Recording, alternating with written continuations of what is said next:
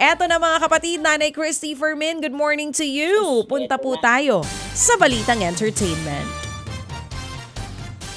Magsasama sa isang horror movie ang mga gawad-urian Best Actress na sina Judy Ann Santos at ang napakaganda pa rin hanggang sa ngayon na isa ng lola ngayon, si LT Lorna Tolentino. Para yan sa pelikulang Espantajo o Scarecrow na tungkol sa madilim na sikreto ng isang pamilya. Kasama rin sa cast sina Chanda Romero, Mon Confiado at maging si JC Santos. Pati sina Eugene Domingo, Tommy Abuel at Janice de Belen. Ang direktor si Direk Chito Ronyo na nasa likod ng ilan sa pinakasikat na classic horror films.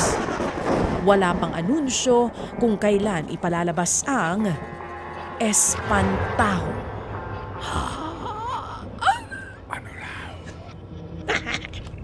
Oy, very exciting yan ha. In fairness, Chito Ronyo baby, hello. Lorna Tolentino, Judy Ann Santos, di ba? Pero ito, wala raw problema. Wala raw problema. Sino? Kay J.K. Labajo o Juan Carlos na magkaayos sila ni Darren Espanto sa kabila ng mga kontrobersya noon. Kasunod nga yan ang pagkakadismiss ng cyber libel na isinampa kay J.K. ng nanay naman ni Darren Espanto.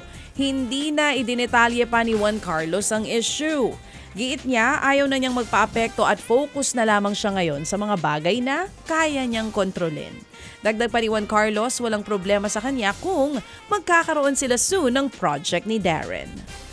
Samantala, kaabang-abangang mapangahas na eksena. Sir, eto kailangan medyo sexy kasi sexy to kanina horror eh. Kaabang-abang ang mapangahas na eksena sa Regal Sexy Drama Movie na Guilty Pleasure. Maraming kinilig sa chemistry ni Lovie Poe at Jameson Blake. Hindi rin nagpahuli si J.M. de Guzman sa pagiging sexy sa pelikula. Ang Guilty Pleasure, ang unang co-production venture ng Regal Entertainment at Celavie Production. Ang kumpanya ni na Lovie at ang asawang si Monty Blanco. Inialay din ni Lovie ang pelikula sa kanyang pumanaw naman na manager na si Leo Dominguez. Ipalalabas ang Guilty Pleasure sa mga sinihan nationwide. Ted Filon at DJ Chacha ngayon nasa Radyo 5 92.3 News FM Monday to Friday 6 to 10 a.m.